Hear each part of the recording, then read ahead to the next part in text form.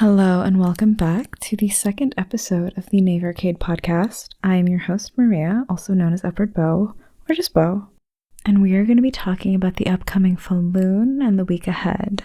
This episode is going to be a little bit longer because we have 6 cards to explore instead of 2.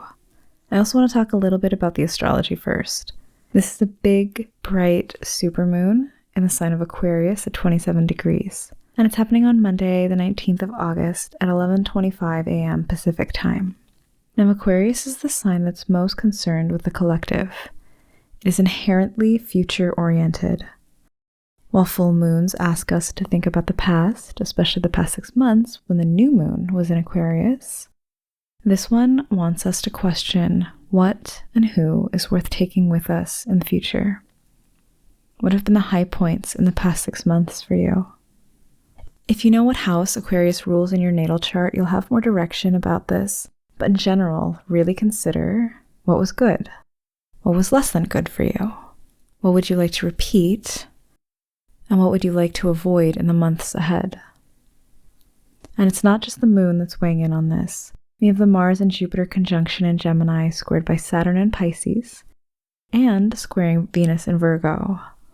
And that Venus in Virgo is also directly opposing that Saturn in Pisces.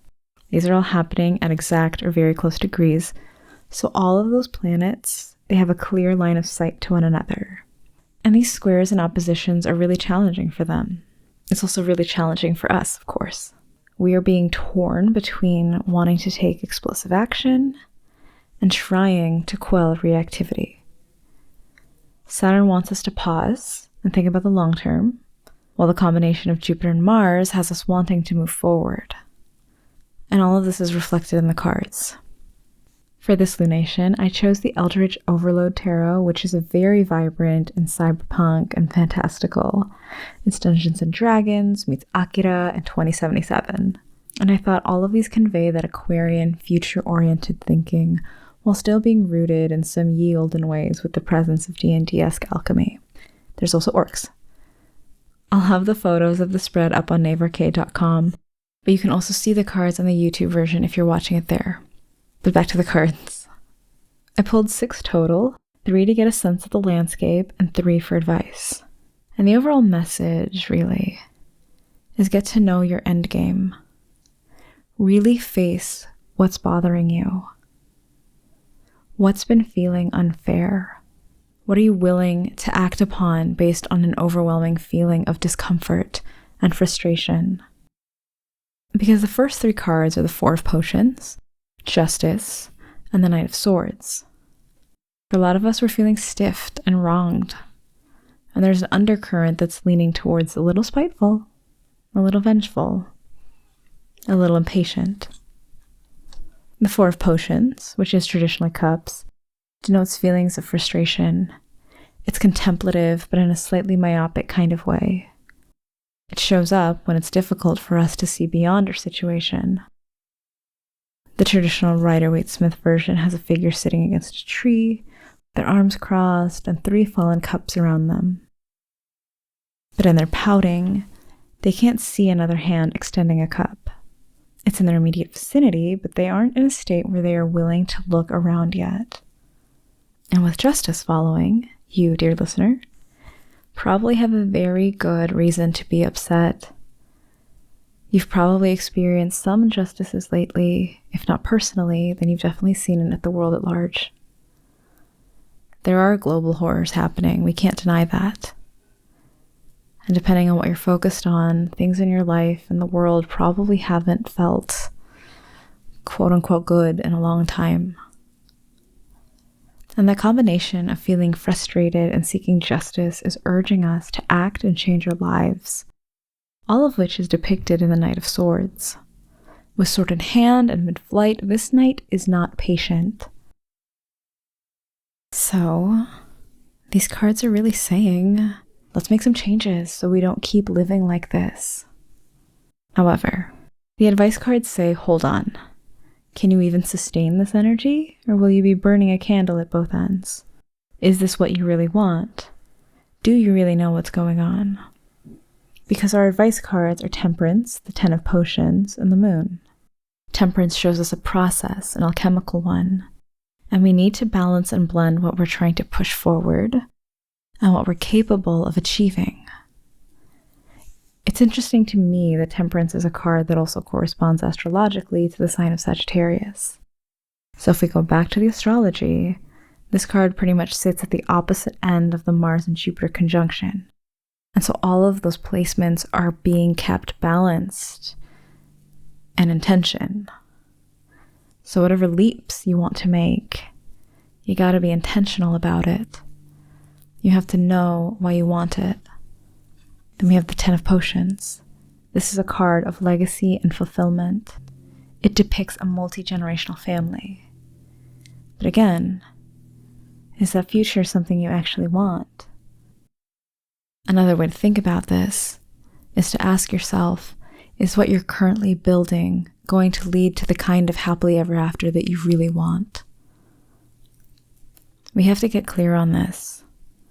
And this doesn't necessarily mean you have to flesh out every single detail, but you do have to look at where you've been putting emotional effort into things and where that's been leading you.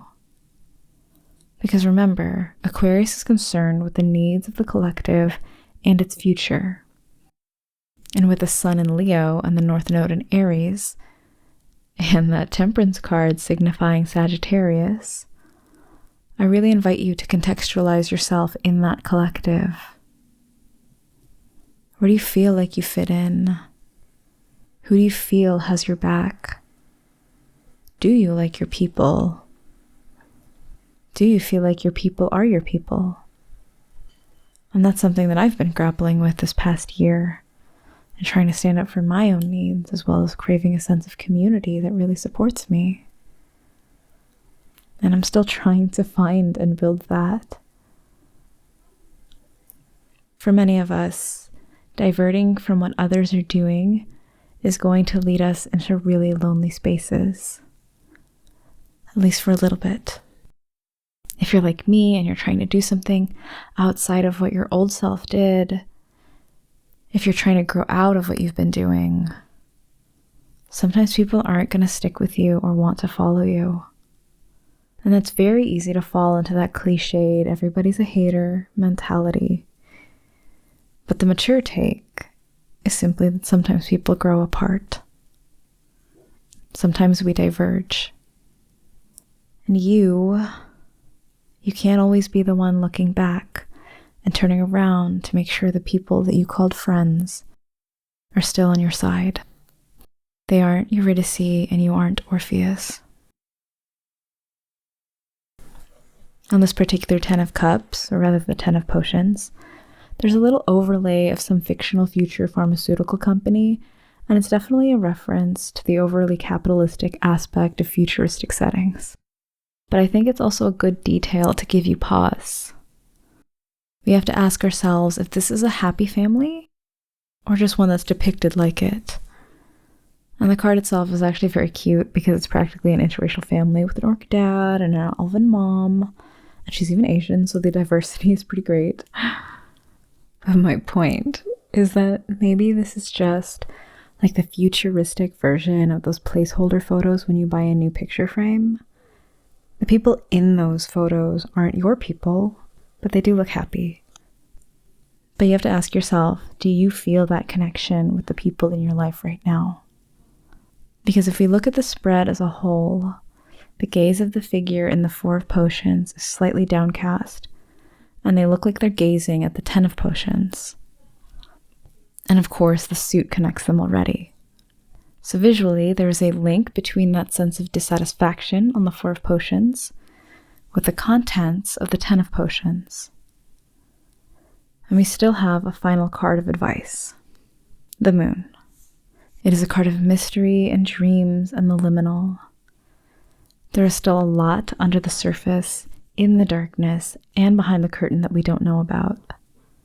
It's directly underneath the Knight of Swords in the spread, so I can't help but think that the Knight is operating on limited intel. But you don't have to. We don't have to. We can take a breath and search and research a little bit more before pursuing what is bubbling up underneath our skin. The moon is a card of dreams, and whenever it comes up, I tell my clients to take note of their dreams, to start or restart that dream journal. Your subconscious and your guides, if you believe in them, have a lot to tell you, and dreams are the easiest vehicle for them to operate. It's just not the easiest for us to understand. Aside from dream work, it might also be worth engaging in physically visiting a body of water in the next few days, or just allowing things to get quiet and to really listen to whatever is drifting into your space. Also hydrate. Sometimes the advice is very pragmatic. If you're in the northern hemisphere, it's super hot. So make sure you're drinking enough water and replenishing your electrolytes. The other very mundane advice I have for you for this full moon and the week ahead is to reassess your plans and look at how you've been spending your time and money. Literally look at your calendars and bank accounts and take notes, and be willing to accept that there may be some sunk costs. If we look at the spread as a whole, only the Justice card and the moon have figures that are looking at the viewer, so to speak. So it's time to confront some things, especially to yourself. Your subconscious and your gut instincts may have something to tell you about what's been fair and equitable for you. You may have invested a lot of time and money into activities, things, and people that simply have not been paying dividends back to you. And I'm not advocating for burning bridges right now. However, I do think that it's a time to walk away and wander around until you find a new path that's actually right for you and the people you do want to take with you. For some of us, we may need to be the ones making that path on the road. We are building a new future, and we should be intentional about it. You deserve a future and community that is rich and vibrant and supportive of you and your goals. You deserve people in your life who believe in the same causes that you do. So, push forward with persistence and consistency. Keep your eye on a prize that you actually want.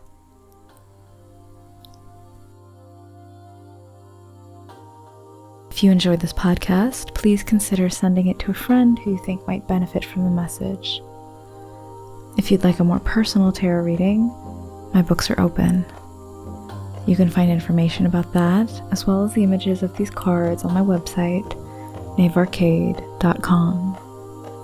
Thank you for listening, and I will talk to you later.